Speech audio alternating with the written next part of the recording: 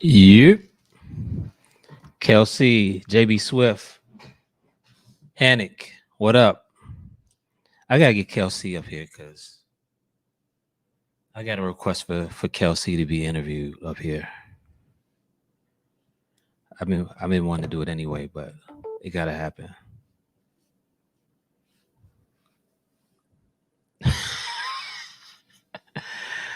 Glizzy Hendricks, what up?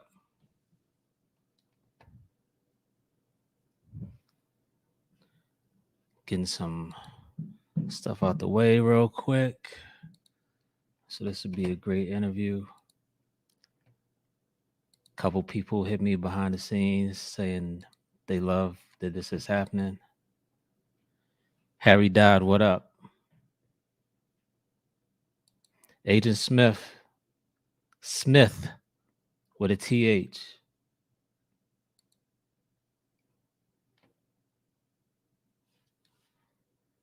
On the background.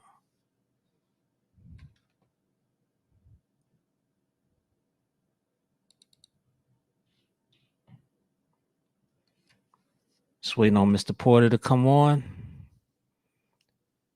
We'll get this started. How's everybody feeling today? How's everybody's week been going? Personally, I am glad that the weekend is almost here. Rest in peace, young Dolph. Never want to see nobody go out like that.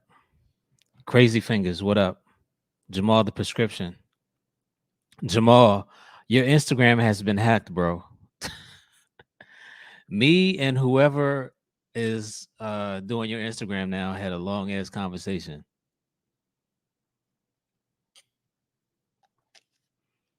So you probably got to make a new Instagram.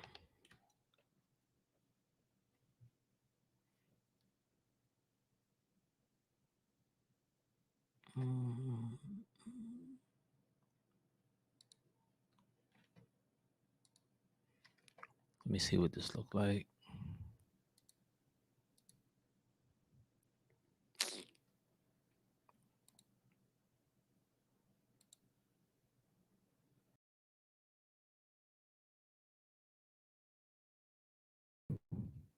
Wow.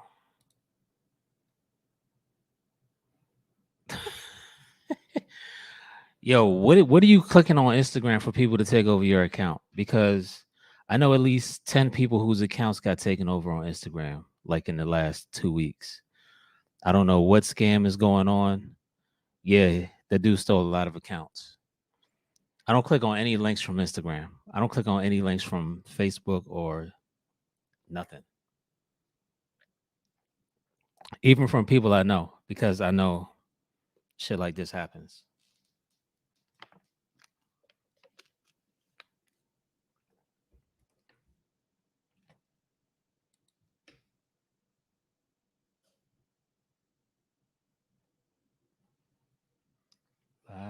Live. Real quick.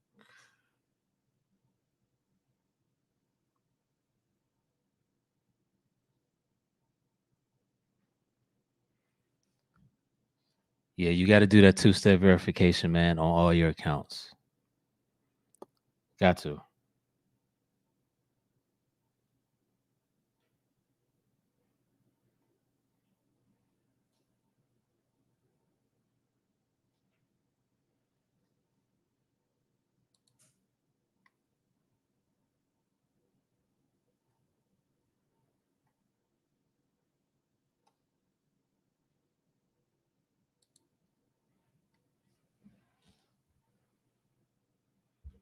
It's going to be a good interview. It's going to be one of the best.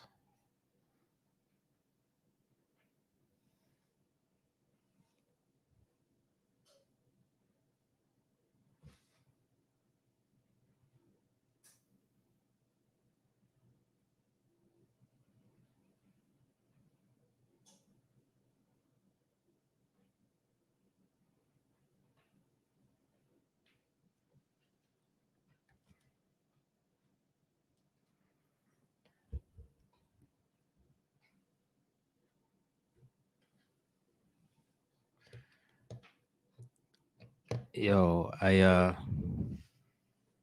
shout out to everybody in Memphis that's going through it right now. I just, I want calmer heads to prevail down in Memphis right now. I know everybody's running off adrenaline and emotion, and that's never good when somebody dies. But cooler heads have to prevail right now in Memphis.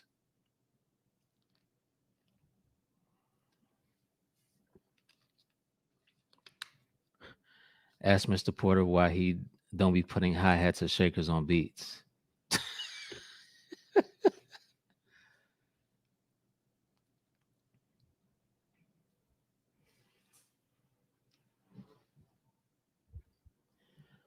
Just ping them on Instagram.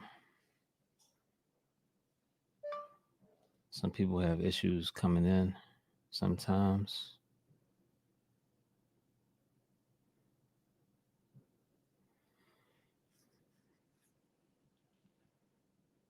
I just heard gunshots.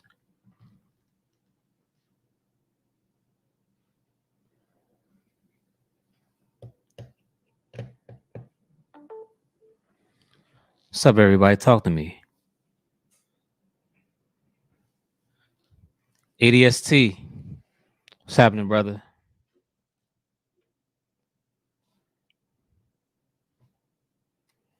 DJ Rec. Rec is always the first one in the room. Rec came in at 8:39. Madden Gamer, what up? Up, up, up, up. Yo, Well, yo, well. what's the word, man? What's happening? Man, ain't nothing. I was trying to use my earpieces. They ain't work. It's all good. It's all good, bro. I hate coming in this office in my house. I don't like it. What's Like, been up, man? How's your week been going? I mean, with today, Yeah. it's It's rough, right? yeah, With Dolph. it's just, I mean, unbelievable, man, unbelievable. But I mean, I'm thankful to be alive. You know. Right. So, how about you? I've been good, man. A lot of people have hit me up and very excited about this interview right here. Really, I appreciate Yes. that. I don't do many interviews. So I appreciate I that. know. Mhm. Though you have a very distinct fan base. I don't know if you know it.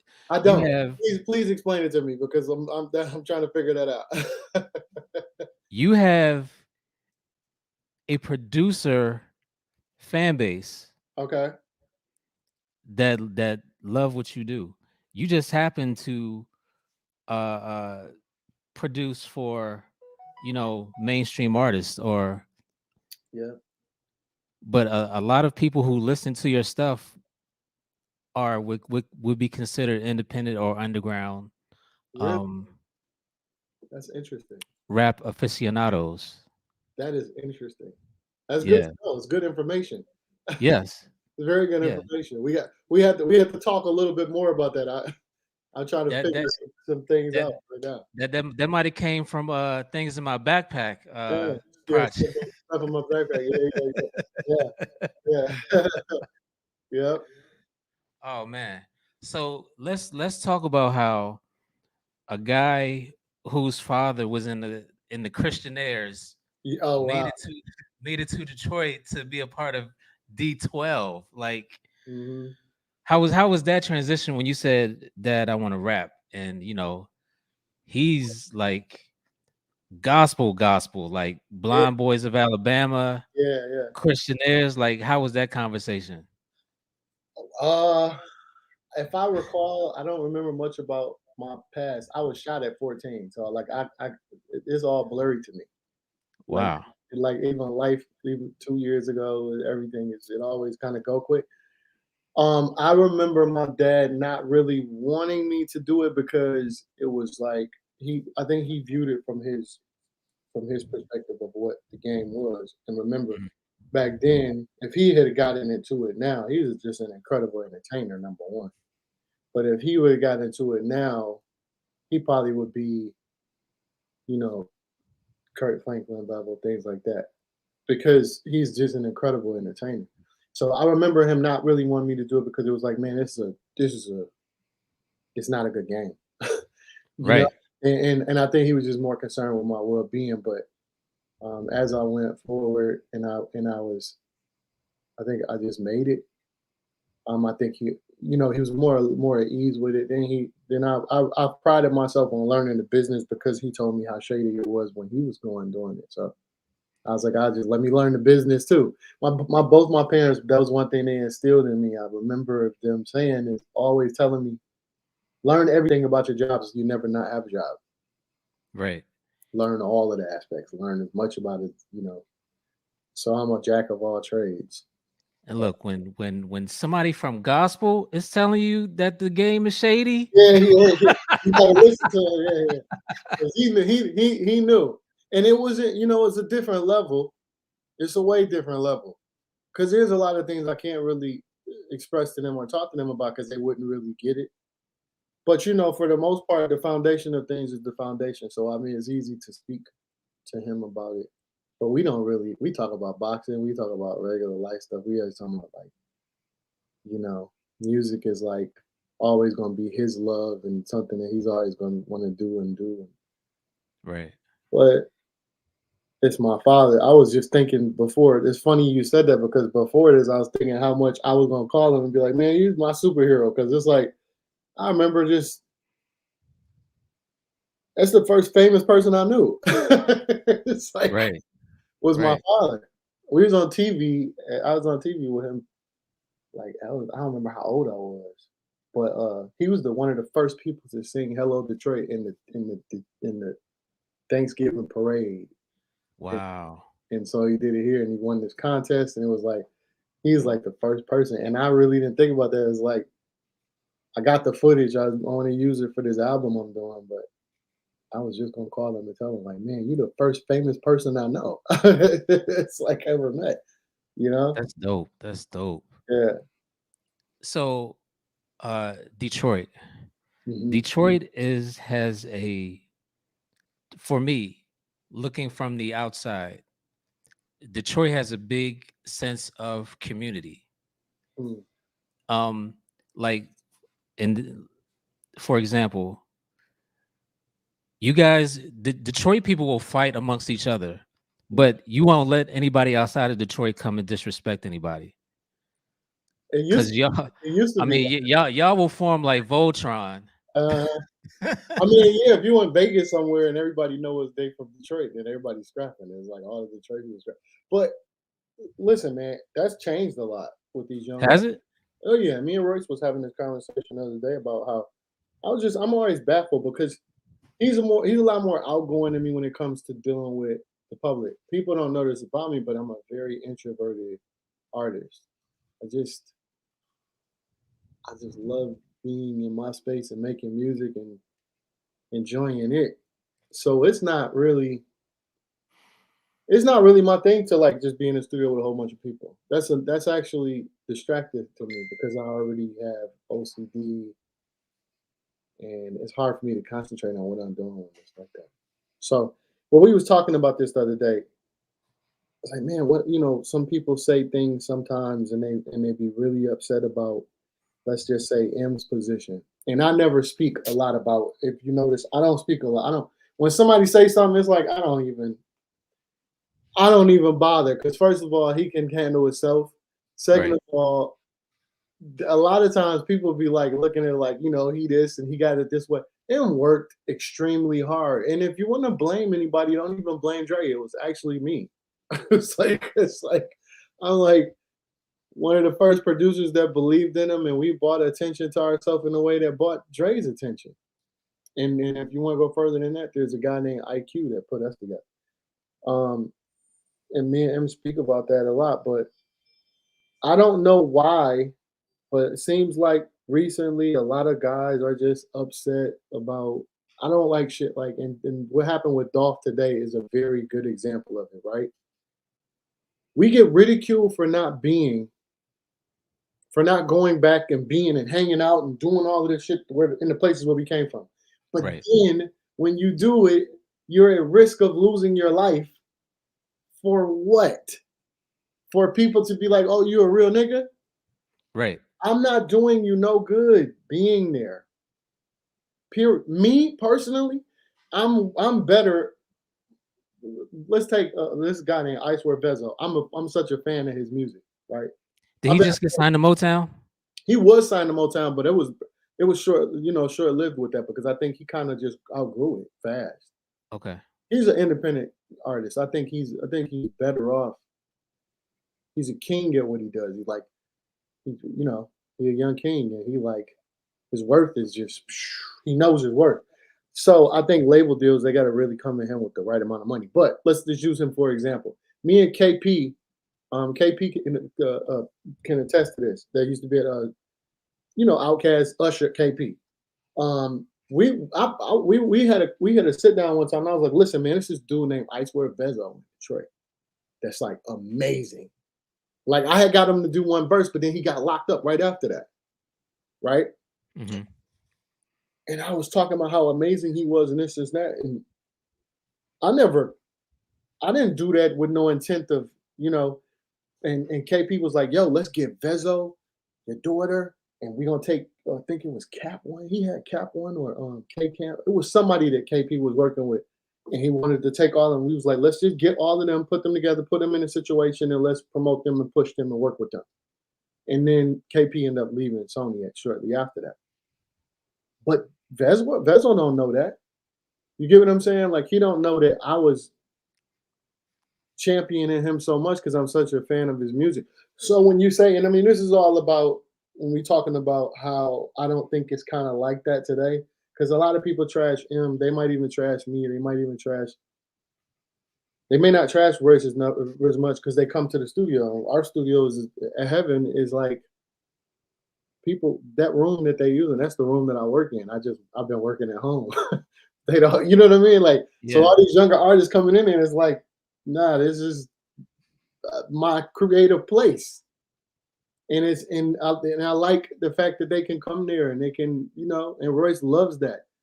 I want it to be a way where we can just have a better camaraderie without it having to be this chip on your shoulder kind of thing. But I don't think it's all the way like that because you expecting people to do something that they don't really do.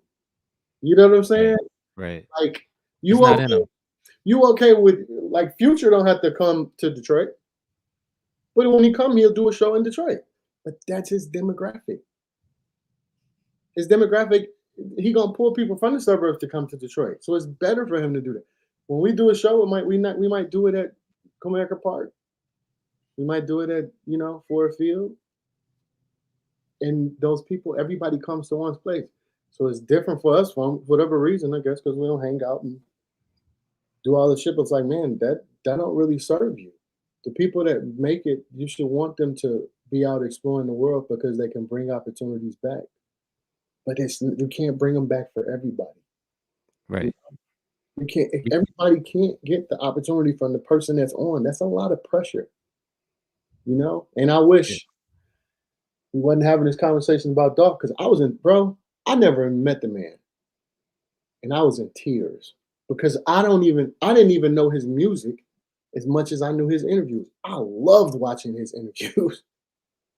I just loved watching his interviews, bro. I was like, it's like me not knowing that Farrakhan played the violin. I never knew that till I seen it. Right. I was listening to him the whole time. I'm dialed into him. Like that's how I feel. Like it's like sad, bro. So I don't know. I think it used to be like that, but I don't know if it's like that these days. Yeah. It's like you come back to the hood to help 3 people, 10 Mhm. people are gonna be mad that you couldn't help them. And I Yeah, it's sad. I took a whole tour bus on. I bought an extra tour bus, bro, when I went on the road. It was the brought big, all, you brought all of Detroit with you when y'all was on bro. tour. I pay my money, and a lot of niggas won't even acknowledge that because you're not there hand feeding them. Bro, I bought a whole tour bus, my money, and I paid for it, not just financially. That's crazy because You know, D12 is what? 6 members? so it was 6 members, yeah, at And first. you show money got to be split up 6 ways. I mean, but I mean, Yeah, I had 2 jobs. right. You know, so yeah, and it wasn't like I even had all of it, and not even the financial literacy, you know. And nobody ever not all of the people that I ever helped or brought along, nobody ever really came and was like, "Yo, I want to be a manager. I want to be this. I want to be that." It was just let me just go and have fun and fuck girls and do this and that. Right. I just want to be around. And I can't change that. Because if I stopped and it was like I didn't have the lessons to even teach them now, I would have did it differently about. But you know, I'm grown. I'm different. Not the same person. I was young Right. too. I was just trying to help. So people can say that, but they didn't see all that. With no cameras around, bro. Like, nobody knew that. I took people to out of the country, niggas that had bodies on them, Wow. like trying to show them a different thing in a different way. I tried, but I still work with artists. I work with a million different young artists from here that nobody ever. And it's just like they don't remember your name because you're not wearing the biggest gold chain and fucking the model chick that they look up to or whatever the hell reason or whatever they standard of how they supposed to do it. But I don't stop helping people. You know, it That's is good. what it is. What was what was the first beat machine you used? Bro, I made Infinite on an Akai SO1. I didn't have a sequencer. I had 8 buttons, and each one I had to each finger had to be a different instrument or a different sample, and I had to do it on time for the whole beat. That's how I made Infinite. No sequencer. Damn. Yeah. Akai SO1, if people don't know, there was the S950, there was Yeah. something below that, and then there was the Akai SO1 that was just the buttons. And that's what I had. That was Infinite, that whole album. And Proof had to come in with an SB1200 and redo some of the drums on the album. Yep. So that was the first beat machine I ever had. Then I moved up to the Emax, which was an EMU sampler, and that's what I made Just Don't Give a Fuck on. That's where I kind of came up with this filthy. At that time, back then, I was changing the sample rate on songs, and I wanted that ring of the SB1200. EMU made the SB1200. They also made a keyboard called the Emax, and it didn't have a sequencer either. So that's where I kind of developed my offbeat drums and you know all of that. Yep. So all right. So when you before you met was D12 already a group? No, we weren't a group yet. Me and Okay. M met before D12 was a group. It wasn't into D12. So I've known M since I was damn. I had this number the other day. I was probably 19, 20. I was young, super stupid young. I was like like whatever year it was. Like I was super young. You so you around when he was doing songs with Raucus? Yeah, Oh, okay, okay. I started working with him in 96 is when the album came out, but we was working on it 95, 3 months, 3 months before, 4 months maybe. But I was working with him actually already for a while before that. We did this thing called Backstabber, which was a song he had already, and then I remixed it. And we was friends then. And then it's like the minute I met him, we was just that was it. When does D12 come into the picture? Probably after Infinite. After Infinite, so after 96. And my memory is horrible, so I could be wrong about some of that, but I know Mhm. for a fact when it was no D12 before me and him worked together. That became something after around Just Don't Give a Fuck time. And it was different members. There's a picture out there of the original members. I posted it actually on my Instagram. The original members. Um, one of them just passed. D Rat, my man D Rat. He was another guy that made beats, and he was like a DJ. And he he's one of the original members. He passed away. Rest in peace to him.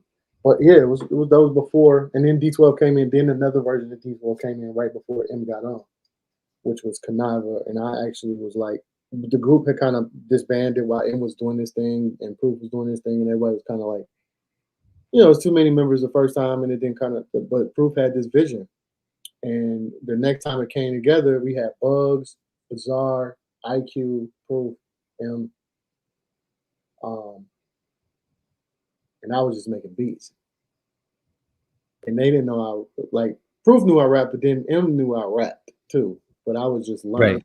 Right. It's just like I was always shy, and I didn't, I didn't want to.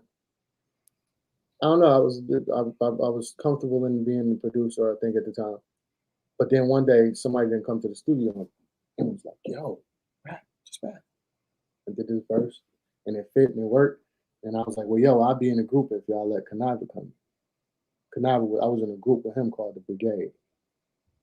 So I was like, "Oh man, I don't remember what year it was, but that's kind of the order of it. It was after Infinite, one version of D12, then another version, and then that's the version. After that, Bugs passed away, Swift came right at the end, and that's who the world met. Wow. Hmm. Pretty interesting shit. I just actually, I have me and me and Rich, my man Rich. I grew up with him. It's like the besides him, he's the oldest friend that I know, like the longest friend that I've had, like since I was like a baby. Um, I had bought him over, hired him actually, and he was working the camera for a while. Then he was doing assistant work. Then he was kind of like my road manager, and then. But man, he got the whole. We recorded the whole one of the last overseas tours, and we just found all of the footage, all of it. That was the last tour that we did out of the country, and we just found the footage. And I'm getting it digitized now, and trying to Okay. upgrade it and all that stuff. So trying to figure out Probably what we're gonna do with it. probably shot on like what, Super 8 or mini DV or something like that. ADV, mini DV, yeah, which is not too bad. Right, right. It's HD, but you can scale it up. Yeah, you can scale it up. So it Yeah. actually, it's just really dark. Yeah, yeah, you gotta lighten that thing up. Yeah. Um, what I didn't know when I was doing my research, you worked on the Bilal album that never came out. Hmm. Worked on it at my house in Farmington Hills. We worked on 3 or 4 records there, and then I think Tone had to fly out, or to fly Tone out to help finish, because I was actually writing. I had started writing a lot of songs for people. People don't know I write songs, so the songs that we did were actually my songs, and then Wow. I gave them to him, and because that was a part of the first version of me ever trying to do an album. But every time I tried, I just felt like shit because either I don't know, for whatever reason, when I would do some shit, it was like the group didn't really, wasn't really, it wasn't never time for me or something. I don't know. And maybe I was hiding behind that because I wasn't ready. But I gave Bilal like 3 of my songs. That was probably that album was bootlegged so much. Yeah, yeah, yeah, yeah, yeah. Like it was bootlegged to the point Interscope didn't even want to put it out. Yeah, man. Like, That but was crazy. but the crazy part about it is he's such a talented, effortless singer. And then you have people that come later. I think Interscope dropped the ball on him because Bilal was he's one of the greatest voices of our time if people really listen to him. He's literally no gas. He's literally one of the greatest voices of our time. Like in 2021, if you told me there was an album with Dr. Dre, Hmm. Dilla, Mr. Porter, Hmm.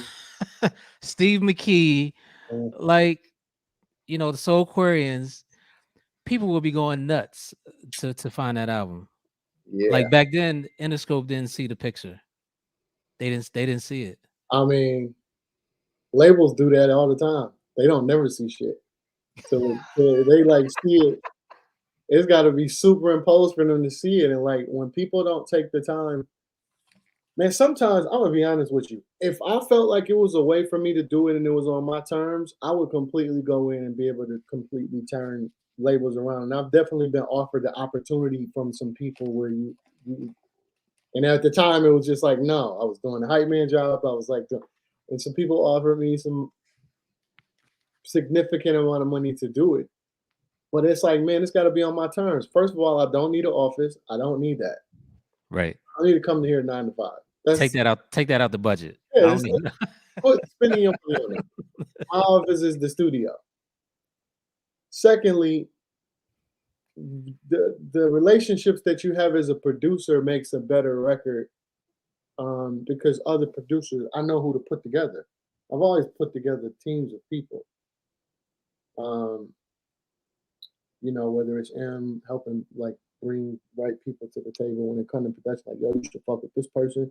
This person is incredible. Sitting, all these things. And it's always easy to do that. They don't even bother with that, man. And then they end up looking for these numbers and these algorithms, and then they got egg on their face because then the younger artist is like, man, fuck y'all. Right. And not just younger artists. Let's not even. There are amazing people that are not the youngest on the block. That young artists respect and love, and they just drop the ball all the time. But I don't think labels need to know what to do with legacy artists. no, of course they don't. And then when I think we get to the point now where if they don't figure it out, somebody else is going to, and they're going to be left without jobs. Because legacy artists now, look what Tim and Swizz did with Versus. If you look at that, that's a reigniting of, remember how like they'd be like, oh, this was what label was it? They was like, that's a graveyard for artists that didn't turn over. Koch. Okay, they would do that to Koch. No. What happened was they created millionaires because they saw a vision when other people didn't. Right. And it's the dumbest shit in the world. And it's like labels are the biggest dick riders. All they do is dick ride whoever is popping, and then they take credit. Yeah. But then overcharge them and rob them. And eventually, I saw a video of just last night. I was watching somebody posted a video probably years back. The fall of Blue Cantrell. Blue Cantrell, she was fine. Dawg. What the hell is his name? DMX didn't like this cat, this executive. He used to be head of Def Jam. LaFace. He used to be in what the hell? you talking about my man. Not he ran LaFace with you talking about ran LaFace? He ran LaFace with Babyface. Reed. Yeah. Ellie Reed. Yeah. Took all that girl's money. Did he? She received nothing, dog. Nothing. How did he take it? Contract. I think the lawyer they gave her also worked for the label. Well, you let them give you a lawyer. That's like going to court with a court-appointed attorney. No, they suggested a lawyer. Listen, I don't. I'm gonna tell you what I don't do. I'm not one of the people. I also don't do a lot of interviews because I'm not politically correct. That's her motherfucking fault. She should have been smarter than that. Sorry. You're not gonna pretty your way through everything, and you're not gonna do all of that. And I don't care what the outcome is. Like, you got to know better than that. You want something? You're gonna go do a deal that you want to go into business with some people, and then let them tell you who you're gonna use. That's actually just not smart. And she probably was young, and she probably look at it herself and be like, "Ah, that was stupid on my part." Right. But I don't feel bad. That's he didn't take shit. She gave it to him. Facts. But here's the other thing. Some shit happened with Karen Civil and Joyner. I remember. Joyner Lucas. Yeah, and Joyner. I heard that story before. I never. I mean, I'm not the post king. I'm not. First of all, I'm just now getting to the point where social media is a part of an intricate part for me, right? Because I realized, like, okay, let me just quit playing and just. But man, listen, I saw what happened. I didn't, I believe um, some things were being naive. I think Joyner might have been young and naive and been taken advantage of. But I also think that she did some fuck shit too. But the scary part was when I would look through the comments and people was almost defending it, like saying like, "Oh, that's the game." Yeah. Look, quote me on this. Y'all are not going to keep on making us feel like that's a part of the game. Because you know what else could be a part of the game? You getting shot in the face. Because these kids don't play. And they don't got no temper, no temper control. And they also don't even have the nobody to look up to that's around them to tell them any better. Keep playing with people. Stop telling people that somebody's screwing you over. You don't have to make me believe that I gotta go through that to get here. Right. That's the most toxic shit in the world. I use I didn't understand the point. I would never pay somebody. I'm not paying nobody that's a tastemaker. I might pay you to throw a party, but why I'm gonna pay you that kind of money to get me through the door with somebody? That's when you get a manager. Maybe if you want to help my career and you want to be a part of it and something like that, but just be stand up. But don't tell somebody that that's the part of the game. That's the craziest shit in the world. Let them have told me that. These labels, these Somebody labels, would have been burnt up. these labels are treating these young artists like test crash dummies, man. They playing with fire. Put them in a car with no seatbelt and just They're hitting the playing, accelerator. they playing with fire. They're out here killing each other. If they coming from the street in an environment of where they're killing each other, what do you think they care about your life? They Right. better be careful with that shit. Figure it out because it's just like racism and everything else. Niggas don't got that kind of time no more. We're not dumb. We're not sitting in some place without a TV, without information. Information is as free as every white cop that shot a black person. It's pretty free. So we not stupid. And they gotta calm that shit down because like, no, no offense to nobody, but that's a part of the game. It's a part of the game for her to take 80 grand from somebody. They sound stupid, dog. Man, let me tell you, there's some people who would have blew her head off. Not even just saying it in a way, because look, I don't want to make it seem No. like hey, let's kill her. I'm Right, sorry. right. No, not at all. In general, these people today, kids today don't have anything to look for. You're taking even more from them. They're not going to play those games. They will run up in these offices. They will act accordingly. They're not going. You can't rob and steal and take and take and take and take and take. Take her off the table. I might care about it. I'm saying I would have never paid her in the first place. But when I look at that, I'm using it as an example and saying I watch comments and I watch people say like, well, she just did her thing. It was part of the game. She a hustler. A hustler has never been a person that was good. A hustler back, if you look back and you go back, hustler was what they used to call the niggas that was no good. Then it turned into this positive thing because that's what black people do. We take a word, we adapt it and change it. We always changing a word, but we never change our action. I don't want to be known as a hustler. I don't want to hustle people. You shouldn't be hustling nobody. Right. Because just like if you want to normalize being toxic and stealing, people can normalize not caring about the repercussions of it. They got to calm that down. They got there's a I don't know the singer's name, but recently And I don't know why people are signing bad deals in 2021 with all the information that's out there. She sold her publishing for 85,000. Like, what was the catalog though? I don't know, but she just put out an album. Oh, Like, is it Summer Walker? Which one of the that's crazy. Summer Walker wouldn't do. That wouldn't make sense for her. it was one of the new school women.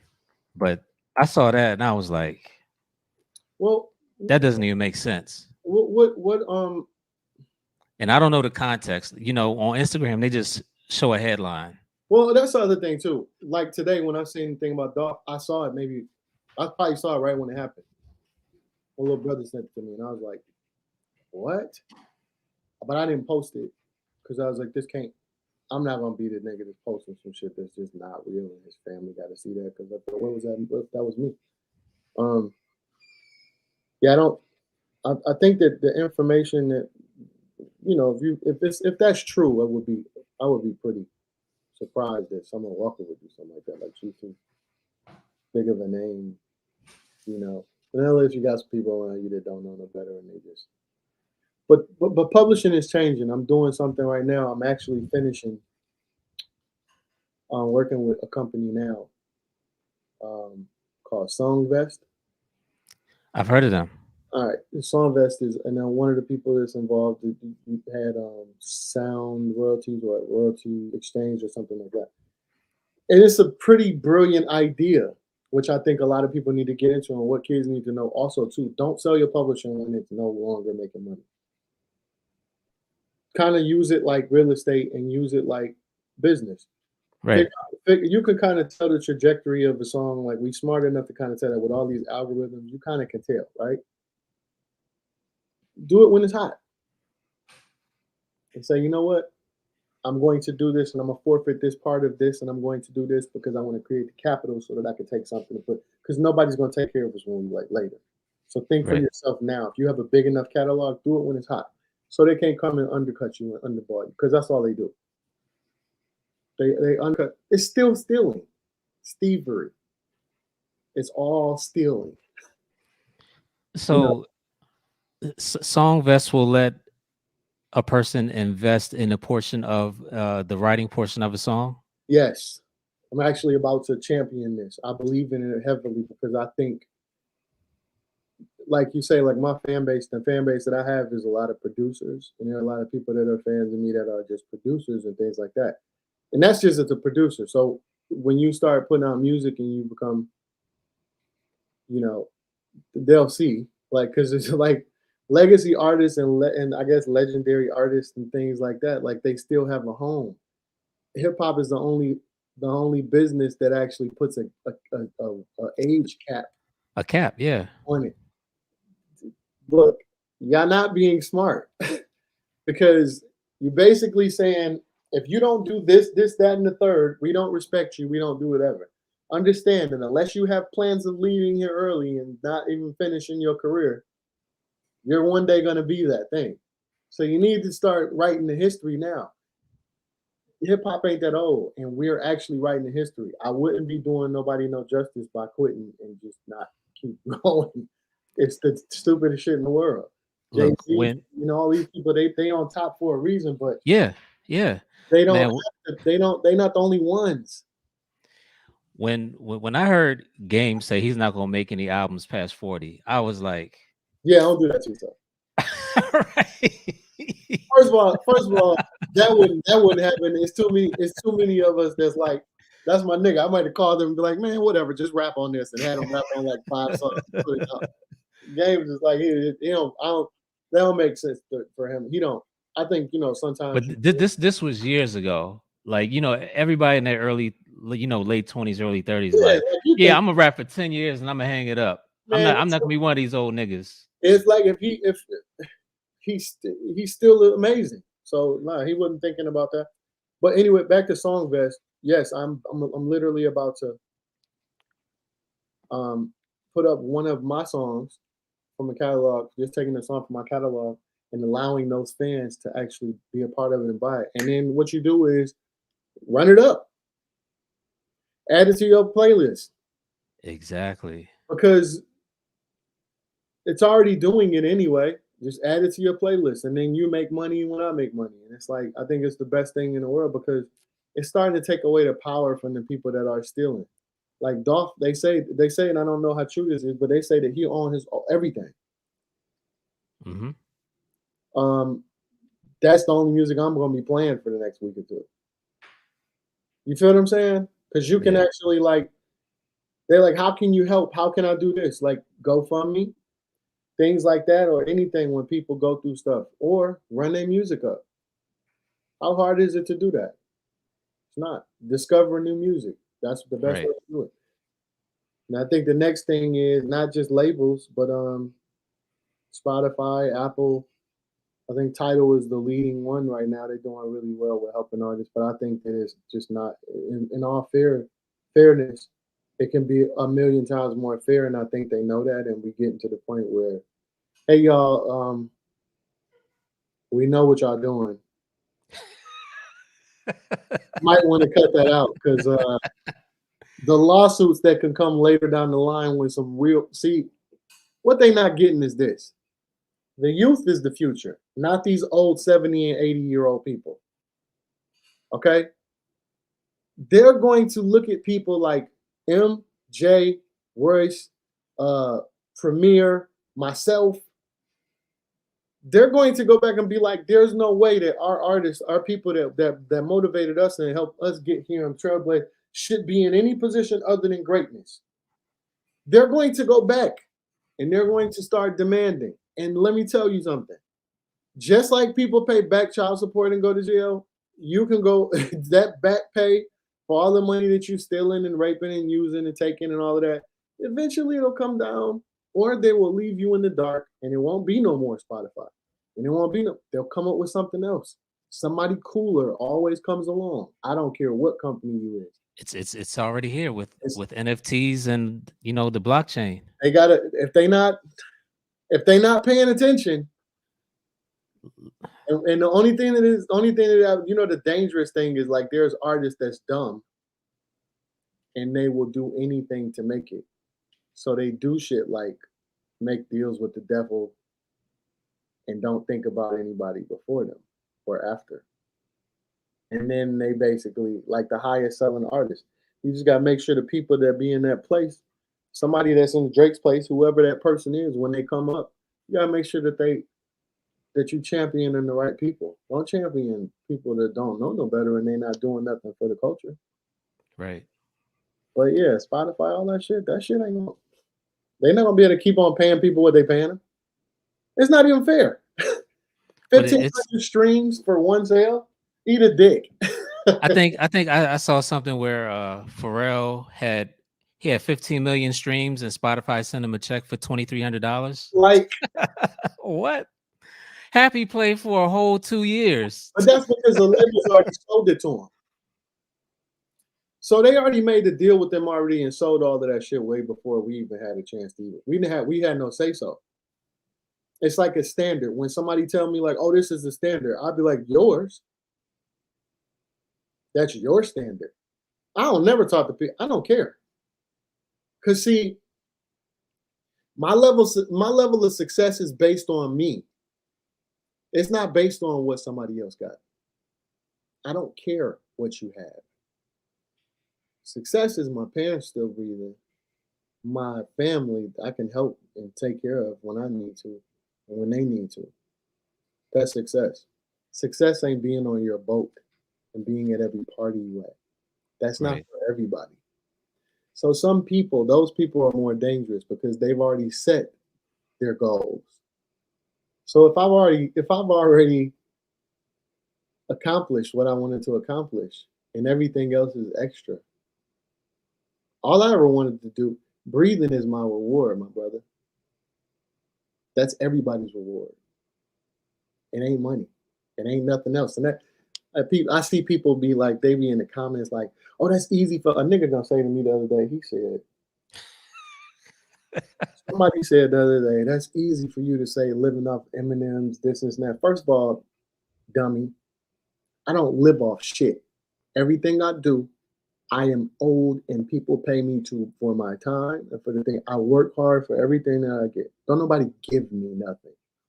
Just because you see me standing next to somebody, don't think that I'm taken care of in a way where everything is fine and dandy for me. I work.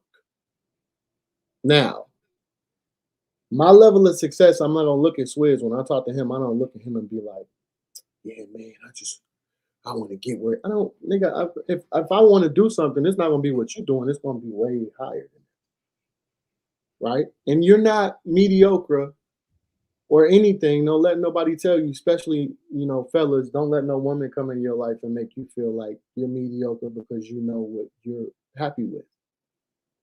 Your happiness is based upon what you claim is your happiness. Most of these people are what they're doing is they're looking at everything, and it's very hard because you have social media and all those things. And it's a drug. It makes you think that you're supposed to be somewhere you're not. You right where you're supposed to be. You're Right. right where you're supposed to be, right? And at the right moment, it don't fall in your lap. But everything that you do is actually an action that creates the future. Denaun that's right now, I owe that to the younger guy that sat in the room and did, and this is just the Eminem stuff, right? It's just a lot of other shit that's in here, right? So I owe that to the younger me did that. He didn't have a girlfriend, he didn't have kids, he didn't go play basketball, he didn't play football, he didn't do all those things. He made sure that I could be in here and tell people this is what I'm telling them right now. And so this version of me has to make sure he drink water and take care of himself. So when he's older, he's in better health. You gotta stop acting like that. Everything else that's happening on Instagram and everything that you see is supposed to be success. That's not Right. it. Breathing is my reward. I wake up and I'm breathing. I'm like, thank you. Like nobody's showing you the bad part on Instagram. They're not showing you the foreclosures, the negotiating your mortgage with because you're 3 months late. Nobody's showing that part. Everybody's just showing Brother, success. real is real. I done been in positions plenty of times where my shit was just slow. And it's like, you gotta figure it out. But I ain't do nobody wrong to figure it out. Right. That's a highlight reel. Like I want to watch the game. You feel what I'm saying? Yeah. Like we can watch highlight reels all day.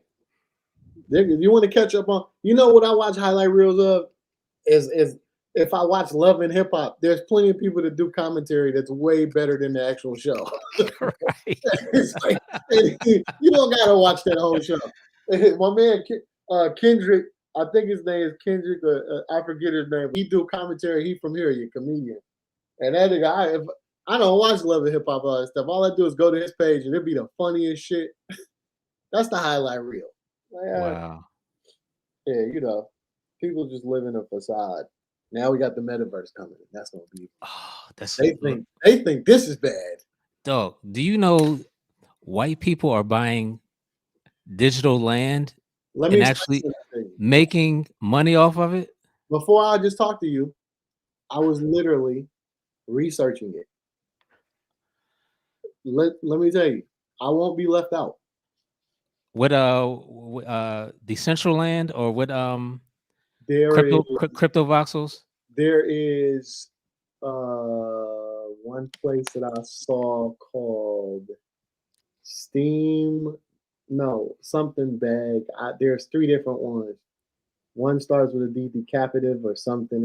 It's three different ones that I saw that are selling land, and they got to go to their marketplaces in the games. Um, uh, This It's gonna be huge, man. When people have their stores in the metaverse and you can actually sell real items I've been in the trying to. metaverse. I got on Oculus years when they had the one controller. Okay, they only had one controller, and the first time I got in there, I was like, "Wait a minute, this is the future." I've been trying to, and I don't want to say much about it, but there's something that I'm doing with Facebook. With Meta, you mean Meta? yeah, Meta, Meta World Peace. Yeah, Meta. Yeah, it was Um, early. so with an album. that nobody's done yet. And it's listen, I'm not on the scale of some of these people that everybody, but it's gonna be the most enjoyable experiences that you have, and it's gonna be something that you never experienced, and it's going to change things. And now, as much as I'll say about it, but once we finish putting it together, it's gonna be fun, and everybody will be doing it because it's the future. Some dudes think that they're gonna keep on going to. Imagine putting on a headset and you go to Flight Club to buy shoes, right? You go to Neiman Marcus. You put the things on. You can put the shoes in your hand. You can look at them. You can try them on your feet. Look in the mirror. See, they don't think that it's gonna go that far, but I just researched a company called Be Haptic that That's, basically Be Haptic they make the armor suit for the game. yeah, yeah. Okay, You feel real bullets. yeah. So you feel all of you feel everything, the punches, everything. Um, but they have a full. They introduced a full bodysuit. I don't know if B Haptic is the one that made it, but there's a haptic suit. It's a full body suit, and it was in 2020, April 2020. And I just, and I'm, bro, I'm deep into it at this point. Like, just as far as the interesting parts of it, as far Right. as investments and things like that, I'm no guru on it, so I'm open to people and knowledge all the time. But I'm learning as much as I can and figuring out my place in that world because we've messed this one up. Yeah. We're losing kids at the speed that we shouldn't be. Too many parents are burying their kids. Too many people are getting away with murder. Too many people are getting away with. I was on a group text today with my close friends and was like, listen, I love y'all. I hope um, y'all know that because this guy went to a cookie store that he buy cookies at, and he just supporting them. I don't care what war they think is going on. I don't care who's beefing with who. Nobody should be burying their father unless he was old, old, old. We need to normalize, like they trying to normalize people dying, and it's like, yeah, man, he gone. And then yo, did you see this? And they just move on to the next thing. It's incredibly crazy. Y'all not about to normalize that. We shouldn't normalize us dying. Right. We shouldn't. So they messed this world up. So they looking for outside of looking outside of space, right? We going to Mars in what 4 or 5 years, Yeah. bro. By the time they come, whoever going to Mars, by the time they come back here, it's gonna be a whole different world. Totally different. They're gonna leave, and when they come back, it's gonna be like, man, wait a minute, when did this? It's gonna be like they went to jail, And came back 20 years later. came back to it. Buck Rogers, my nigga. They're going to come back, and it's going to be crazy. Like, so yeah, Yeah. yeah, Fubu ain't popping no more. What? yeah, like wait a minute, having a DoorDash and Levi, like MPC, Oh man. you know. Oh, you know what? Speaking of the younger you, hmm I want to talk about Stun 101 and how you produced that. Um, What did you use? I use a drum machine and a motif. And matter of fact, was it motif? It might have been a Triton rack because I didn't like keyboards though, but I had a whole bunch of racks. But what people didn't realize was I was learning how to play piano. I actually started taking lessons. So I was learning my fingering position and um, just working on my muscle memory. And it was an exercise that I came up with for myself, and that's how I came up with that melody. And I only made 5 beats like that because at the time I was really priding myself on trying to make different sounds for different people. If you go back in my career, none of the people, no beat sound like somebody else's beat. And that's probably something that worked against me. But I never adopted a sound. I do something to move on from it. Then I heard other people doing it. You feel what I'm saying? Like you heard the big Yeah. Phil Collins drums. do, right? And then I heard a couple people do that. I was off it because I ain't never think that it was like cool to take some shit. I could see if you were inspired, but once I started hearing some shit that I did, it was like, all right, I'm over it. I need a new challenge because Like that's what people's doing, you know. like I'll be honest, I couldn't tell your stuff from what's the other guy that produced for Fifth 50? Um Who Jr. no, not J.R. Rodham. Black Kid kind of remind me of Malice, Malice from the Clips. What the hell was his name? Who Red He Spider? did he did Piggy Bank. Oh, you mean Needles? Needles. Yeah, Needles. Needles is from here. He's from Michigan. Oh, I didn't know that. Yeah. So Okay. he had the Detroit Rock too. Yeah. Yep. But he had his own style though. It was like I could see the influence, but I mean, I didn't take anything that he did ever as like, damn, that's my shit. I never took it like that. I Right, was like, right. I always liked it. I always liked what he did. Because he did it in his own way. That's how I was when I met Dilla. The only reason that Dilla, I worked. And I was like, man, I don't want to sound like, because everybody that I heard it just had this Dilla sound. And I was like, all right, I don't want to do that. So I came up with this style called Filth, which was the whole D12 Eminem sound. So when I first started off, I did Infinite, and that was a real jazzy feel because I was influenced by Chop Call Quest, P-Pop, Hmm. Dilla, Premier, Large Professor. You know what I'm saying? Like Yeah. I was. Then I moved. Then we got Raw, and it was like, let's just make. And I was like, I'm gonna make the dirtiest shit I can. The drum sound is gonna be sound effects. It won't be no hi hats. It won't be ain't no hi hats in all of these. It's just drum sounds. I mean, it was like percussions or sound effects, and I used them as it's a style nobody ever picked up. So it was the one thing that I knew if a nigga did that, it's like, nah, nigga, you're biting. Right.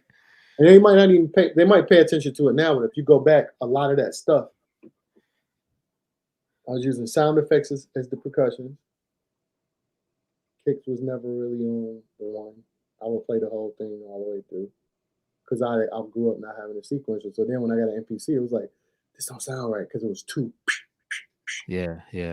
But I never took nothing Needles did. It was like that. I thought, but I could see what you mean because it was the big synth. Yeah. But yeah, there was this. But he had the Detroit Rock. I fuck with him. But Stunt 101 was one of my favorites because it was like, man, at the time I would make everything and I play it for. So I'm a real loyal person. So it's like I make beats. I might play them for him first. I might play them for Rick. I play them for my crew first. Hmm. Made that batch of beats. It was only 5. And the funny thing is, I actually made it. I had left Dilla House and I was making shit for Slum Village. Boom. That Stunt 101 was a Slum Village beat at first. Wow. Yep. And Dilla was doing it. He wasn't gonna rap a lot on the album, but he was. I went to the crib and I was like over there every other day because he used to stay around the corner from me and shit. And I used to go over there and I was like, "Yo, man, I'm gonna go home and make some shit."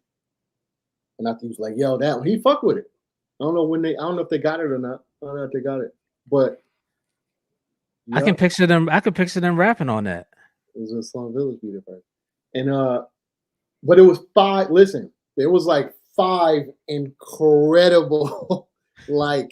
And I remember I got on a plane. I said, "Dog, I'm gonna give you this boom. I'm gonna leave." I had to go back to LA, so he was working on Detox. So I played the shit for Mike Land. This dude, Mike Land, is like that. He was like, "Man, this that shit, this whack." And I said, "Tell Dre you said that, nigga. You're tripping." And if Dre told me any different, I tell him the same. You niggas are bugging. But Dre, I don't even think heard it. And that's the thing. Like stuff like that would happen all the time. And that's when I was like, man, I ain't playing no more shit for nobody but Dre. I don't care who the fuck worked for who. And after that, our relationship was better. Because it's like, let him tell me that. Right. You get what I'm saying? I don't need a middleman. I don't need you to speak. Like, don't even speak for him because you don't fuck you talking about. And there was no disrespect to the homie at the time. That nigga was tripping. Told him I said, this the future. 50 never heard it. Played for 50 in Germany. I think he was in Germany. He was on tour. I was like, got something for you. Y'all niggas need some futuristic shit. I got the perfect thing. Boom. Single. Millions. Out of here. Yep. And then PIMP. My man Brett Bird came to the studio with that idea and we just turned it into PIMP. That was one of the first. That was way before Stunt 101, bro. That beat was 5 years old before. Before 50 got it, was about 5 years old. Damn. Yep. And it just needs some tweaking and things like that. It was right. I think when Dre mixed stuff, it just sound better. Like I think Dre just got this hand that makes everything. But the same thing, steel drum, unique sound. I was just always anything that had a unique sound. I want that. Forget what they doing. These unique sounds. When you pick a sound that's like a unique sound, it's steel drum. To this day, that song, like I think Kodak Black used it, and it ended up being a hit record for him. And I know that it was probably influenced by PMP. Yeah. Unique sound. So that was another one that was like, but it was older. It was probably maybe 3 years old. 3 years older. Okay. But unfortunately with that, like that actually, me and him I didn't even know that it was gonna be on the record at first. Cause back then they would do shit like they put a record on and then they call you at the last minute and be like, we need to go over the credits. Like, nigga, I'm on tour. I just sold 1 million records as a group. I still had a responsibility to be in my group who was working on a record. Like, dog, what are you talking about? I'm on tour. Like, you can't just put the credits out. And my man, and at the time, remember 50 went diamond. So the first records, they had already sold 3 million, bro. But he probably sold 3 million before he was out of the gate for that record, 50. And then they was like, well, we'll fix it on the next round. And the credits was fucked up. And my man, me and him fell out about that. Wow. And that was like the homie. And that's the first time I realized, but it was somebody else that actually came in between me and him that was like, the guy ended up doing some fuck shit. And I think he got in his head and it fucked our relationship because me and him was dangerous together because he was a sonic guy too. And I fucked with him like he was an engineer first. And so that idea wouldn't happen without him. And then I hate that. That was like when I worked. But I never worked with people after that. I started working with producers after that. Like I didn't do a lot of collaborating. Like what they do now, I would only collaborate with Hit Boy right now. I collaborate with sample makers, people that make samples. Like my man Dante Winslow, I fuck with him. This dude Shroom in Amsterdam. Authentic. You gotta get them Kelsey drums. You heard of Kelsey? I heard of him. But I mean, I make drums, so it's like some weird sometimes. So when I get them, somebody had to give me some amazing drums. So if y'all got some amazing drums, I'm in for it. But I don't really. I stopped working with producers after that because first that was my friend. That was like one of the only people that I was cool with as a producer, and that fucked up our relationship. And then it kind of burnt me from working with people because I was like, all right, if they got managers or something that just don't really care, they just come in and do anything, say anything, and fuck up the relationship. So, unfortunately, that kind of tainted me from collaborating a lot. But I just spoke to Hit Boy. I had hit him recently and was like, man, listen. He made me. And I say this in a way where it's like, it's not a thing where it was like, like I would hear Dre beats and be like, I gotta go back to the lab, right? Same way with Dilla. I think Dilla was more inspiring. But there's come along a person like Khalil used to scare me. Khalil. His name does not come up enough. Yeah, no, he used to scare me. And he was the younger, it was a crew. It was me, Knots, Haptic. Yeah. Focus, myself and Khalil. And Khalil was the younger of us all, but he hadn't been in there yet like that.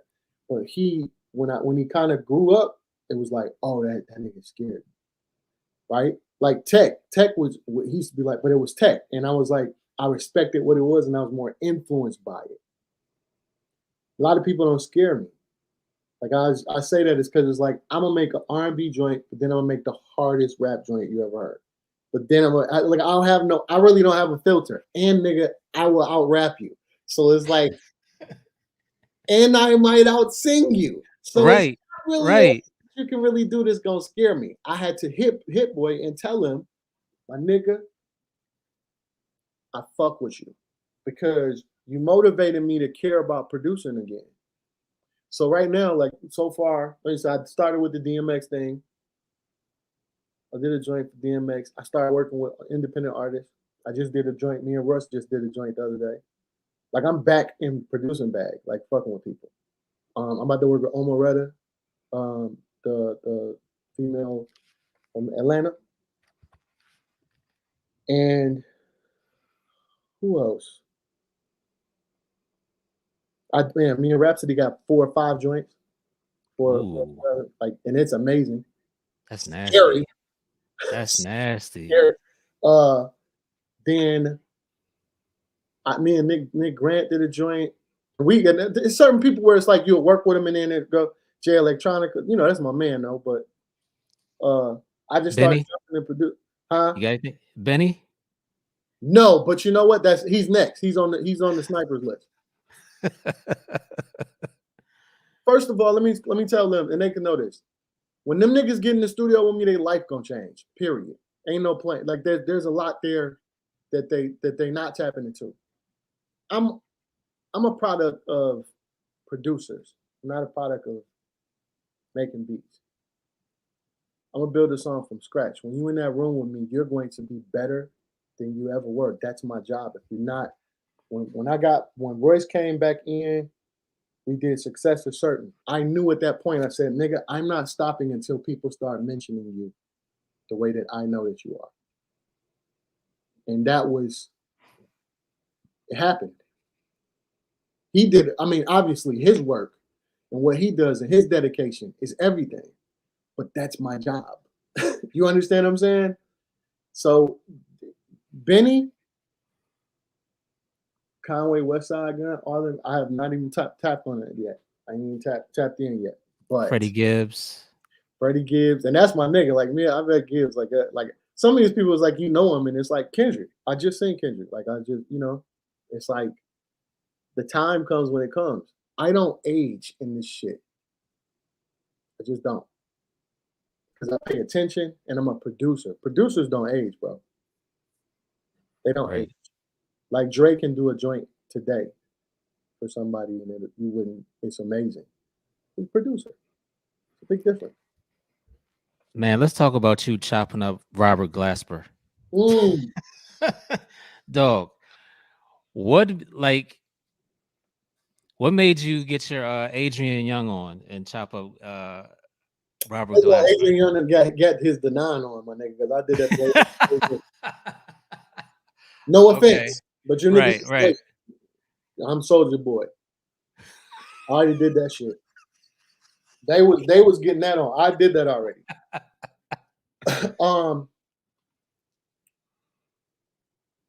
And I don't know what I don't even know.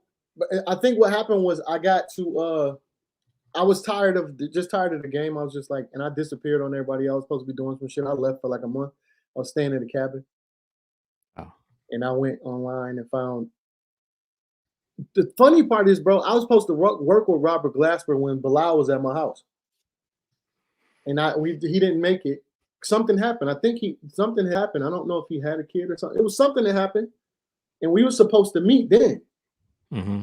And I didn't even make the connection when I stumbled onto the music. And I think I heard a Dilla thing that they did where they like redid a Dilla joint or something. I was like, who the fuck is this? And then it was like, after that, I was like, okay, cool. I didn't know what, you know what I'm saying? I didn't know what, I fell in love with the music and that was that. Right. It was like, I was off to the races. You know, and all of it was just, I wanted to find the obscure shit, so I found live recordings that they did. I did everything, and but you can't tell what none of the what records is. No. 90% of them you don't know where they came from, and then I had put it out, and Blue Note, the president of Blue Note, hit me, and it's like, yo, Wow. so you got to take this down. I was like, absolutely not. It's like- but Damn. it was my expression of being tired of the game. I got tired of everything being about, what it was, and I was just trying to like change it up a little bit, and I did it. And then Robert got caught a wind of it, and he hit me, and I still didn't make the connection that it was like you worked with Bilal, and I was like, I knew Bilal was on some of the songs, but I was like, wait a minute, I was supposed to meet you. We were supposed to work a long time ago. And Robert is like, what's funny about him is that he's like an uncle and brother because I grew up in just church with my dad and him. Is like, Rob, we got the same kind of sense of humor because it's like this musician, jazz church isms that you have, like, and it's the jokes that you tell. Most people wouldn't get them, but I know exactly what he be talking about. So it's the coolest dude, man. And the first thing I got to do was work on this Jill Scott thing, which I was obviously was madly in love with this woman. So like I was like, hell yeah, I'll do it. So they basically said, you gotta take this one down. Can you redo this again? And I was like, I'm on tour. I can't, because me and M was on tour. Right. And I had to do the whole Porter Chop Glasper, the actual record. I did that on the back of a bus, riding on the back of a bus in headphones. So the version that's out, that's on the 78 album, I had to make that shit on a tour bus because it was like, yo, we got to take this down because some of it is Miles. It officially came out on vinyl? Yeah, it's a vinyl. It's a vinyl. They probably need to repress it because it was like a sweet ass vinyl. It's like a 78 they made. And one side of it is just 12 minutes of beats that I actually had to redo for it. Which is a couple of them are original ones, but we can use it, but I had to take the samples out. Right. As far as like Tony Touch, he had left me a voicemail or something. Like I was just using stuff like so it was a cool ass thing. I put out another Porter Chops. It's called Letter to Sydney, which is a lot of different. It's very different. But then there's another one I'm doing where I'm chopping up all Eric Roberson music. It's just all Eric Roberson. And I'm 60% done with it. I just keep on. I've been loving this just back with producing for people. This kid that's here right now. So Kimba, incredible artist. Me and I don't know if you remember Bobby Creek. Bobby, yeah. Bobby Creek, me and Bobby Creek, his name is Sensei now, and we have this project that's amazing. We just got to finish it. And then Chef Geach, this kid from here, incredible. So I've been producing for people, but I got Robert Glasper. Robert Glasper was the first one.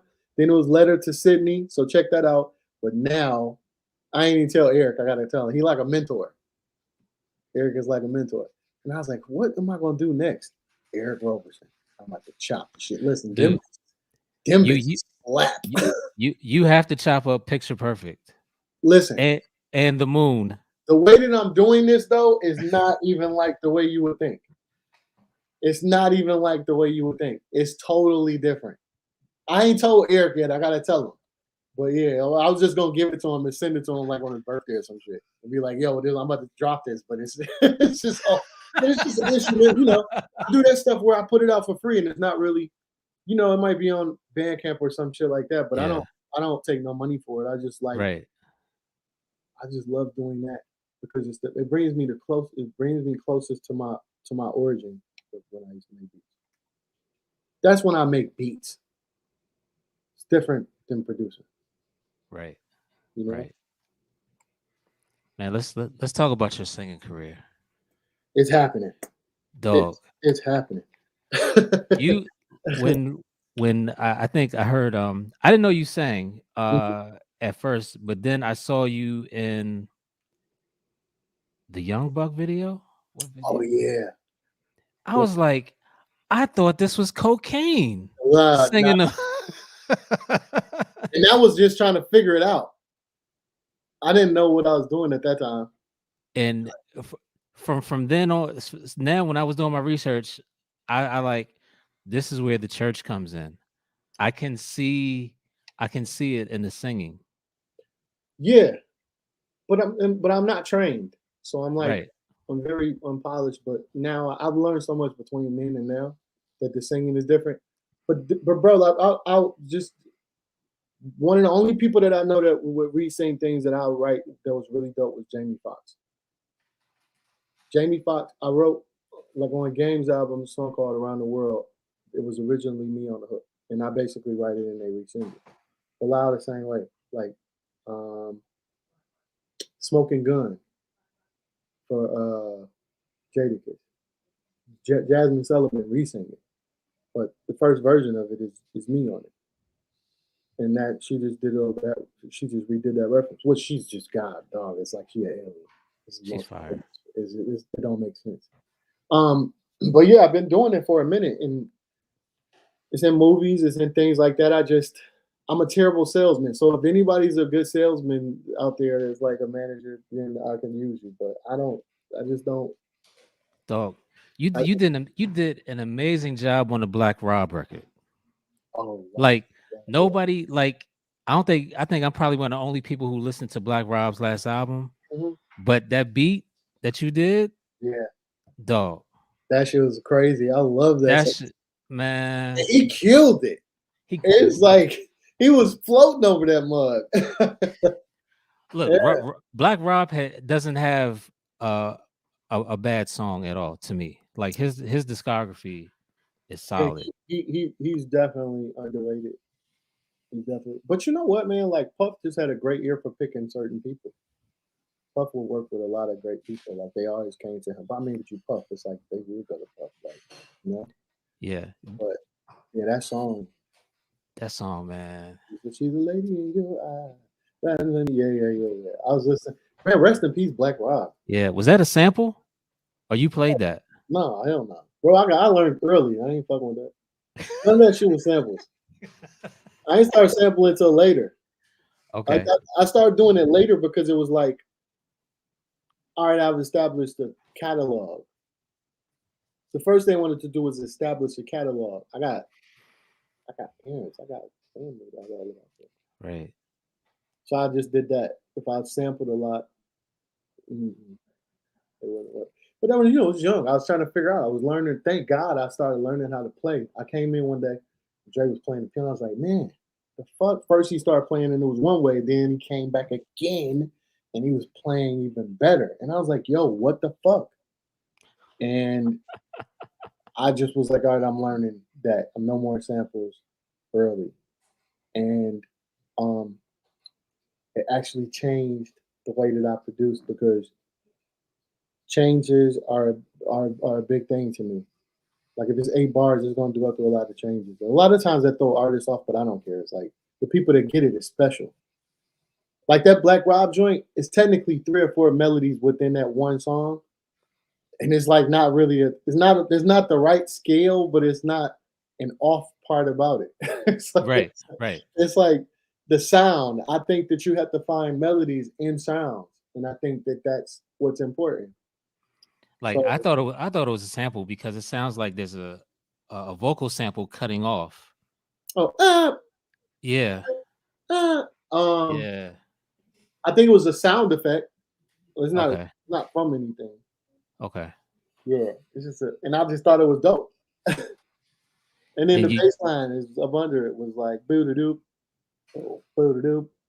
I could have went boo doo doo doo doo doo. I could have went anywhere. Doo doo doo doo. Listening to it in my head, it's a million ways I could have went, but that one was just hard. But with him, it was like, well, I remember we was in the studio and then Puff was like, we was talking about something, and when he heard that beat, he was like, I'm about to kill this shit. Yada yada. I was thinking about myself. I was like, I don't know what Puff was saying. I don't know what Puff said after that. I was just like, let's go in the studio. I'm ready to go. Puff was talking about something. And then, it's crazy?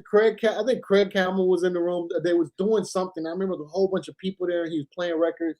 And I think I was playing them records for the album that he was working on, he was just trying to figure out where he wanted to go. And I was listening to beats with him, and I was like, no, not this one, and not this one. I didn't know that was like, I didn't know whose beats he was playing, but it was like shit he got from Kanye, shit he got from Just Blaze and all that. But that was the day we was working on that song. I think Puff had started working on something else, and I was just hanging around there for a little bit, and I was like, Rob, I'm telling you, I got this record. And I think Harv Pierre gave it to him and played it for him. But I was in another room doing something else. But it was great fucking. For you guys who don't know what we're talking about, the name of the song is called Black Rob. It's called She's a Pro by Black Rob. Yeah. It's on his last album, I think Rob Report. I think that's the name of it. Yeah, and that's the clean version. I think it was She's a Hoe, the first one. Oh yeah, She's a Hoe. But I don't know if that was the final one. Do we have to change? I remember having to do 2 versions. I was mad about that because I came back. I don't like working on shit after I'm done with it. Right. Because once I commit to it, it's hard enough for me to commit to anything. But once I commit to something and you start saying that we got to do these other things, it's like you start changing the feel. And I don't care how good I am, and I don't care how I understand that that's the work of things. Some people confuse that with laziness, or just not doing extra work. But what they doing is overworking something. You don't supposed to let the groove be the groove, man.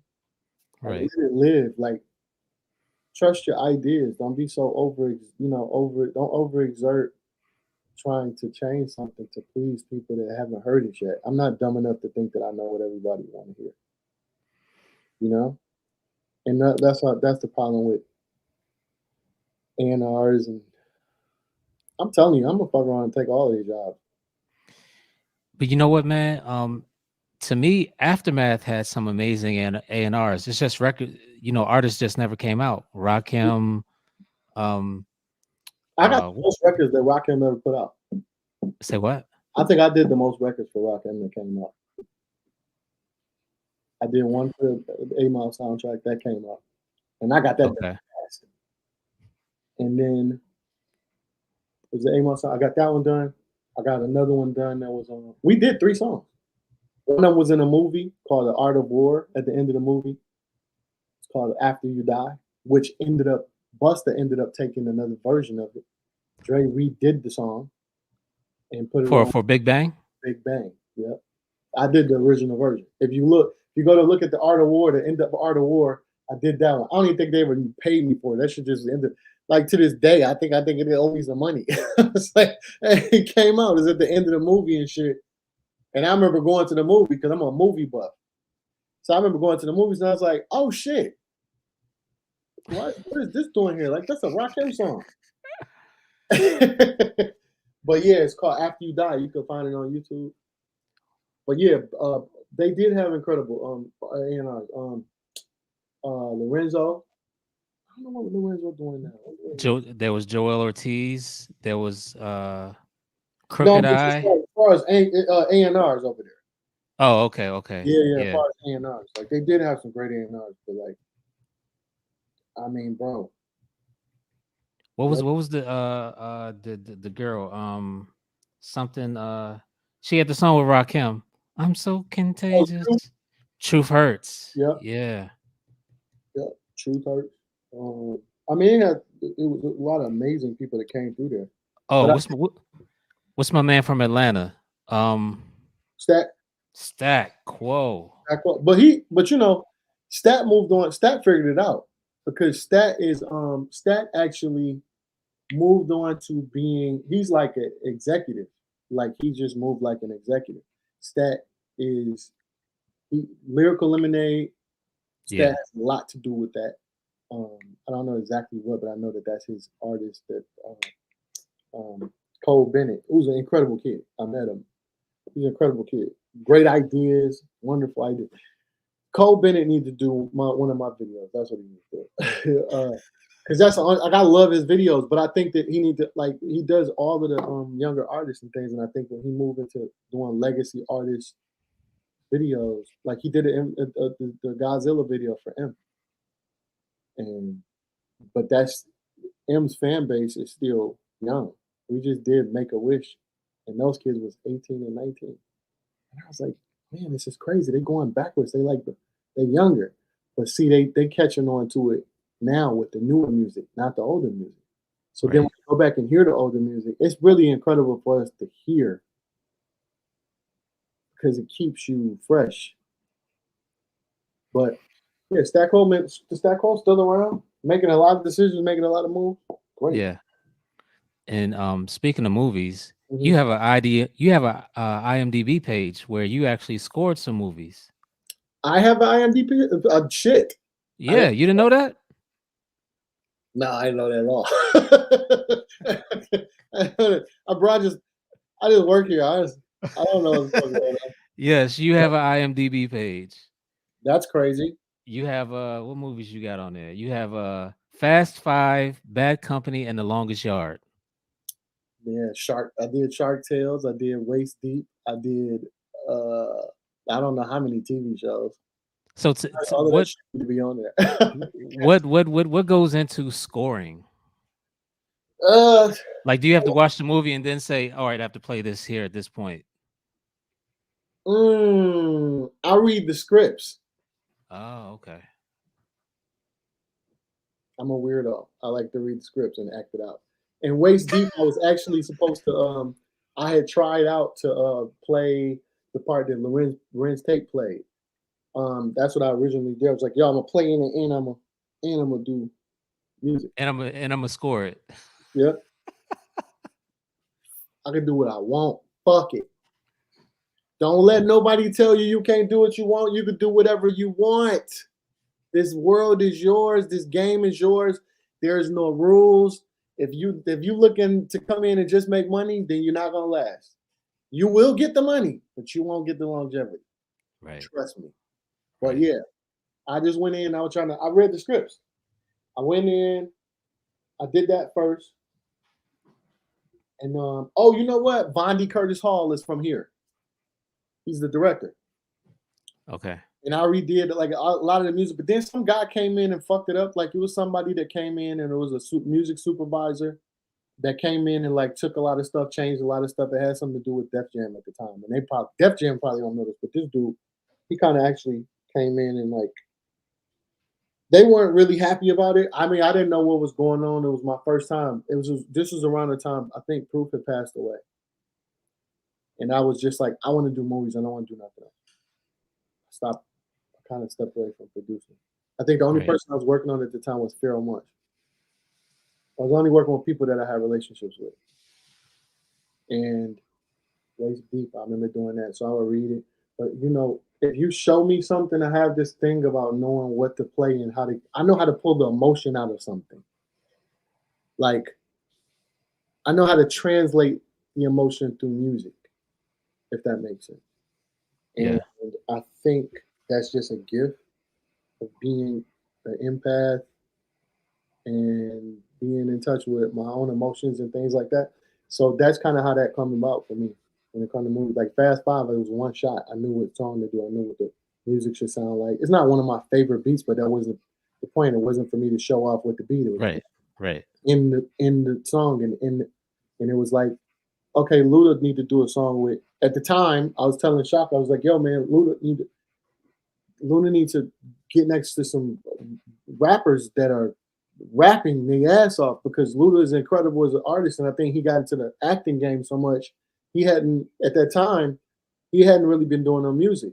And I was like, yo, I know what to do, and like made the song. We pulled Slaughterhouse at the time when we was working with them, and I was like, yo, put him on a song. Put him on a song with them. Let's do that. You know, and it's not like a fave, but it was for the movie, so it wasn't for Right. public consumption in a way of outside of creating the ending of this scene and the feeling of this it being another thing and wanting more. So it was like they was all rapping and it was like you kind of wanted more rapping. And so that was my idea was like, how can you make people want more of this? Because like, you know, they gotta come back for another movie and this is the end of it. So that was my mentality. But yeah, movies is another thing I like doing. I'm probably gonna do a lot more of that. I just can't, you know, it's the time Hmm. it takes.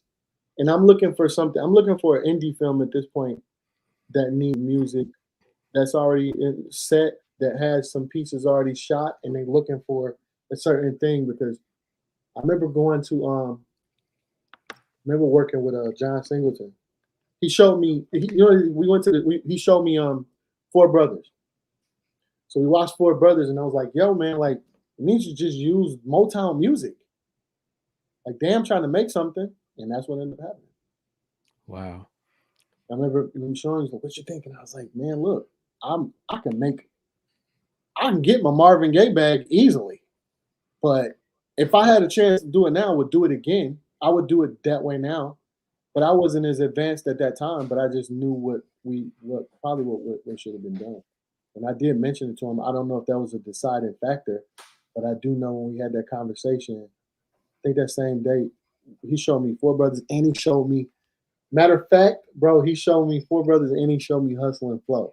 So Hustle and Flow, before that, he was looking for that too. It was before he got 3 6 Mafia, and it was like, yo, I'm trying to get like, and I was some beautiful experiences. I just don't speak a lot about them, but I'm always in the room. So you had to walk on to the set of BMF and be like, here I am. I would have to, like, you know what's crazy? Next season, I got to be a part of that in some kind of way. Like musically, yeah, because I just watched it. I just binge watched it, and it's 50 got it figured out, man. He just got it figured out, you know. Absolutely. And he's brilliant with what he's doing, and I think that he's smart in how he approaches it. But those things are goals. It's like, all right, but I just put it out in the universe, and that's it. I don't care about what nobody think or say. I don't care if the people themselves be like, nah, that ain't happening. It happens. I just don't really, like, Right. why do it any other way? So definitely BMF though. That shit's dope. Watching it, does does that evoke like the true Detroit from back then? Yeah. I mean, but this was before my time. Okay. So, but yeah, some of the stories, I mean, first of all, his son looks exactly like him, which is scary. Cause it's like, and I don't know if he acted like that, but it's like I'm literally watching what the stories I heard, and they altered a little bit, but yeah, it's like he got it figured out, bro. And I believe next season gonna be 10,000 times better. You know? Nuts. Okay, man. Just a couple more questions. What vintage machine do you wish they would bring back? Vintage machine I wish they would bring back. Ooh, that's a good one. Probably um I mean, you know what? I got one. The one that I wished was the Fender Rose. Fender Rose. Yeah. Um I got the new ones. It's called Vintage Keys. I got it from Vintage Keys. I know I deal with Spectronics?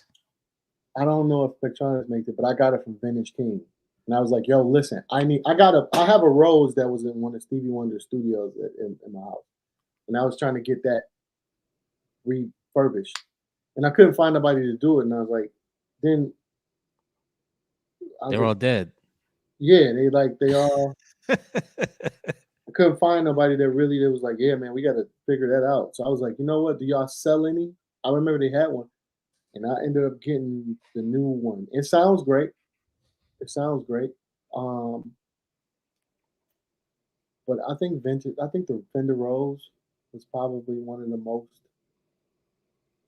a theremin maybe, like a theremin. Um, bring that back. Mellotron, a Mellotron, a tape machine, like that plays samples and shit, like something like that. But Fender Rose is my favorite thing, so I went and got one. I was like, fuck it, it ain't even in the studio. That shit is in my bedroom. Like I just play it. You gonna do a gospel album? Negative 10 for a good buddy, over and out. Absolutely not. Not Why because not? not because if you listen to my music, I'm never afraid to talk about God. You don't have to do gospel music to to fulfill for God to be pleased with you. You just have to be. I don't provoke anybody to do anything. At this point, I'm not making songs that provoke anybody to do anything that's gonna harm somebody. I just stay away from that. I know what my niche is. Okay. You know, I like the song that I just did with Russ because it's hard. It's like, and I felt like people probably looked at it like, "Oh, he don't make that no more." Like y'all tripping because I do. I love it. It's But this, ridiculous. but the singing album is coming. Yeah. Right now, I probably have three huge songs. Like they actually might be too big for me. Though, do a song with Fonte. That's the most popular request thing that I get. And me and Fonte work together all the time. But I guess we need to do a song. Like we need to Yes.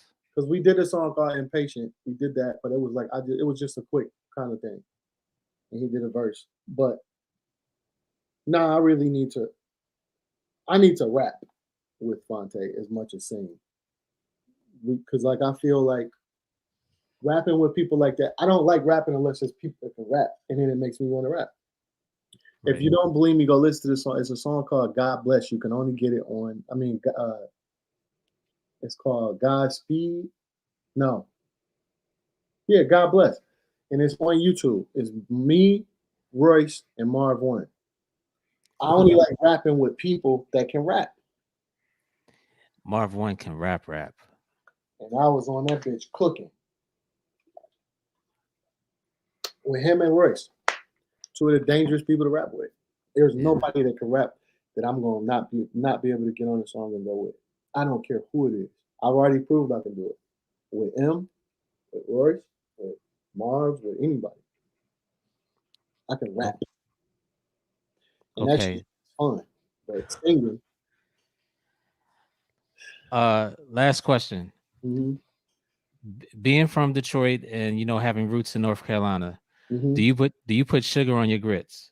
Absolutely not. Thank you. Absolutely not. What am I? Thank you. A criminal? What do I like a serial killer? My man, if you put sugar on grits, you are a criminal. You shouldn't be trusted with children. That is not. Oh my God. It is, and for ladies, it's not ladylike. It's not. You should never cook them. If a woman cook, let me tell you something. If a girl ever cooked me breakfast and she put sugar on my grits, she's leaving. She's leave. I don't care. If it's a blizzard. She's got to go. I don't trust her. Like, no, you don't do that. No. That's like that. Like, have you ever heard of Farina? Yeah. Oh, Like, yeah. we was on welfare. It's a step below cream of wheat. Yeah, but Farina was government food. I used to eat Farina. You put Me sugar too. on that. That's what you put sugar. Because it had no taste. It tasted like cardboard. Yeah, I mean, and I don't even know if it was. Man, it was fucking starch.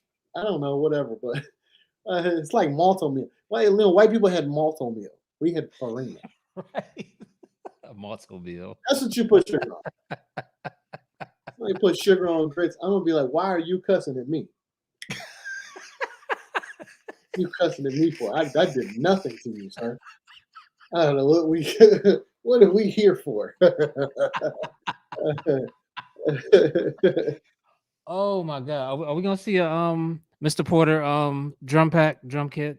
Yeah, Sound? it was supposed to be November 12th, but because I spent the whole night while I was doing it, I was like spent the whole night fixing looking for this Rush session actually. It's like trying to find the session, but yeah, I'm working on it. It'll be before well, it'll be before it may be on my birthday. But there's that. There's also a sample pack. I'm gonna send it to Hit Boy first though before I put it out because I'm gonna send it to him first actually. But I did an actual sample pack and I just did it different. It don't sound like it's not like the 4-bar loop, boom, boom, boom. It's not like that. It's like a whole musical composition. Uh, Okay. but it's not my world. Shroom is actually gonna produce it. So Shroom is going to produce my drum packs Okay. because I don't. It's Roy's been trying to tell me. He been telling me to do it forever and all of that. And people always trying to tell me that I have a unique way of making drums, and but I've only used them on my songs. So I'm every telling song. you, Oh, cool. you have a producer community that will pay $30 for a Mr. Porter drum kit. Well, my December 12th, December 7th. I think my birthday December 7th. It should be. It'll be before that. Okay. I just have to finish it, and Man, drop that shit Black Friday. yo, bro, it might have to happen because like I keep getting that, and this is a different world. I respect everybody that does it. Like I really respect them because their work, like uh, um, Shroom, um, uh, my man that does the drums, the break beats and shit. Um, oh man, I can't remember his name, but I really respect them. Seeds, Monstrosity, fuck with them. Like Yeah, I yeah. really respect what they do. So I don't want to do things and I'm not consistent. I'm battling myself right now. Just I'm in therapy for that. Like when you go through, I think, a traumatic experience where you almost die. I flatlined 3 times. I was 14, bro. Damn. You don't feel like every day is promised to you, and you kind of live in a moment a lot. I don't plan a lot of things. Like I get anxiety if it's a woman in my life that want to plan a trip. It's like no, I have full blown anxiety attacks, and it stops me from actually living. So when you plan things, I'm not that person. It's like Right. when I'm that's why it's dope when I'm doing my hype man job or when I'm doing my shady job. It's like cool because all the attention is on him, and all I got to do is like be myself, and they tell me where I got to be. I don't got to plan shit. They know Right. not to say. They not gonna tell us what time we leaving because that's gonna give us anxiety. They'll tell me because it's like gonna take me 2 hours to pack because I'm gonna wait till the last minute. I just have this thing. It's just so I respect it and they do it consistent. So I just want to be consistent if I'm gonna start doing that because I make some shit. Drums be slapping. So once you get people used to something, you gotta want it. And I'm messed up where the highest level, whatever the response is, I have to top it. Mm-hmm. I don't know how to do it no other way, bro. So if I do that and it's like this great response, and then another one is not like that, I have to prepare myself for that because I'm always gonna give it 100,000%. And so if I have things on the table, like I'm working on a lot, I can't tell you every work that I'm working on, but Right. it's like I'm working on a lot of records and it's projects, like 2 and 3 songs here and 2 and 3 songs there. Like I'm back into producer, so it's not like I got the time. So I'm gonna do it because I really want to build a relationship with that community. So if you are that, make sure you follow me. Please reach out. I go to my DMs once or twice, all of them, because I just found out about the other ones through T Pain. Who listen? Let me tell you something. If anybody scares me, it's that guy. T Pain. He's He's figured it out. he's scary. He's an amazing rapper. I don't care when nobody. I want to do a song with me, T Pain, and Hit Boy, rapping producers that rap. Actually, I want to make a whole album about producers that rap. I put Black Milk on there. I'll have Royce. I have M. I'm definitely gonna do one of those. But listen, bro, T-Pain, that's one. That's like, if anybody that inspires me, it's that guy. I fuck with him. Wow. Yeah, because I think I DM'd you. You hit me back like not even 5 minutes later. Yeah, that whatever day that was, that's the day that I actually check him. Okay. So when I did it, and I think I hit Boy that day, that same day, because it's like I don't go in there, and I'm like I'm learning. But that day Right. that you hear me, that's the day that I actually look at him. Because for most part, I might post something and you never really see me on there like that. So, Yeah. but yeah, Man, you know, that community, man, I appreciate it. I appreciate all of the people. I appreciate it, or anybody that follow me. Hit me up. I definitely hit people back if I see it. Because it is a right. lot of people, but I try. We'll be looking out for your drum pack. Thank you for, coming through tonight. I appreciated the producer community that's logged on. Hey man, I appreciate everybody. I didn't know people was logged on. That's dope. Yeah. This was live. Oh sweet. Yeah, live on YouTube, Facebook, and Twitter. Man, that's amazing. It's just like Yeah. I was doing a show with Marv One for a minute, and it was like that. We never did it like live because it was like we'd be saying wild shit. And plus it'd be like, man, it's like arguing with your brother and shit. It's like you say some shit like, man, what? And then you start telling some stories that you got to clean up. Right. You ain't got time to do that. I ain't doing that. Yeah. All right, man. I appreciate it. Thank you. Hey man, anytime you want to put the word out, just let me know. You always have a platform with Scratch. Man, Scratch Magazine. I think me and Dre did when I did Scratch Magazine. Dre was like, he was one that told me to do it. I think it was like crazy, and I had this big dumb shirt on. I made Zach Katz. I was like, yo, I need a shirt with my face on it. Like, what was I thinking? What's wrong with me? Look, man, we all look back at our younger selves and be like, what the fuck? Yo, fuck, I remember that. Yeah, but I think Scratch Magazine, that was like The Bible that was for it. producers. That was it. Yeah, we need that. We need it. We do. We need it. We need it. We need a bigger version of this. Like for sure. It's just we need to make this the biggest it can possibly be because everybody just takes the music today. They forget your name. For all producers, I come from having to do everything myself. I didn't have the cosigns like Just Blaze and Kanye had Jay-Z cosigns. Bro, M is my man, and I don't have those things. I had to fight and push for them. I understand that it's very hard to continuously to do what you're doing. You're doing music and you're giving it for people for free. You're cutting corners. Sometimes they cut you out. They don't even remember your name. I understand. But don't give up. Keep going. Keep going. Because what happens is you align yourself with an artist like an Eminem, you know? But I can't even look at it like that because that's the homie. Like that's like talking about my brother.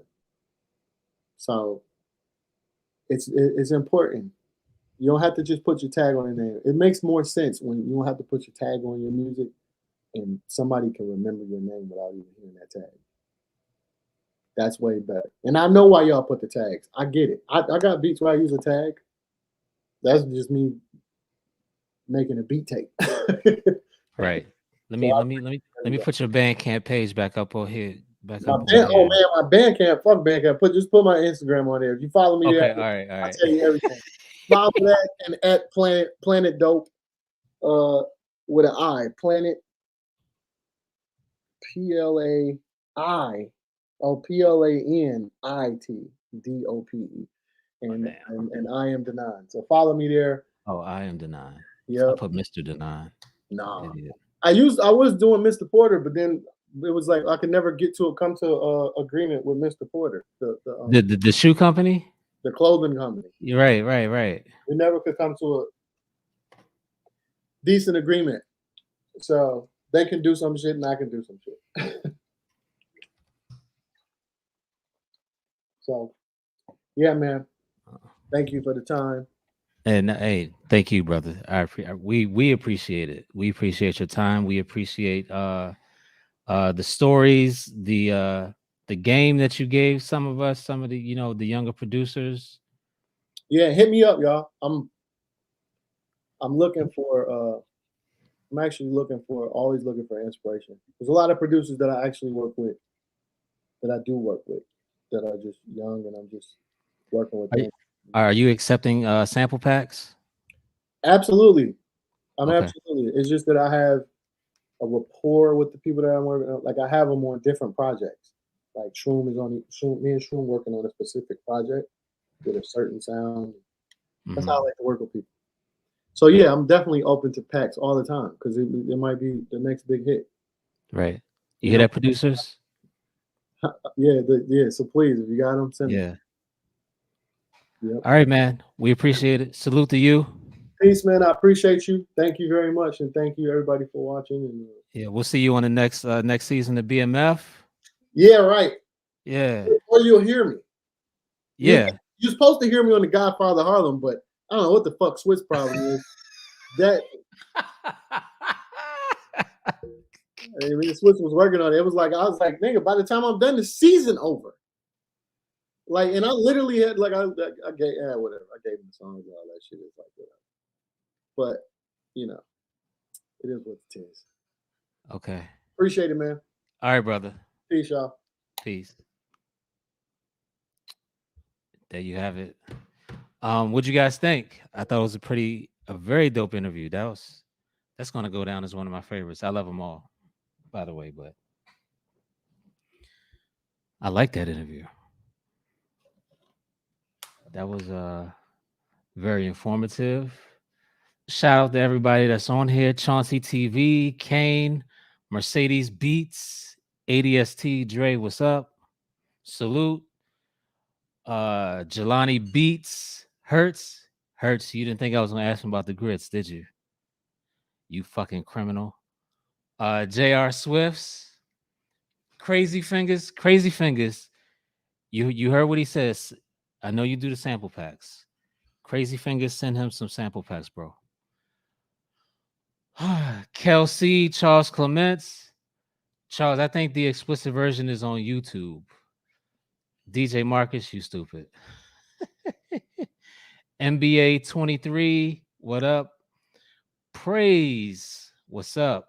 JB Swift, Jamal the Prescription, everybody else. I think, RTO, Kelsey, Midlife Crisis, subscriber 13004, Jers White, Lex Malek, what up? Creative Premiere, I want to shout everybody out. John Smith, Wide Body, God's Favorite Drums, coming sooner than later. He should be working on the shits right now. He shouldn't even be online. Davenport, Overlord Beats, Mr. E. Brad, Dap. I didn't see you in here, brother. Good looking out. Rec, Agent Smith, Madden Gamer, Jamal the Prescription. I want to thank everybody for coming out tonight. I'm not sure who the next guest is going to be, but I'm working on it. I'll let y'all know. I'm working on somebody who's been in the news recently. I'm working on that. So I salute everybody. I thank everybody humbly for coming out and supporting Scratch Magazine TV. And I'll catch y'all later.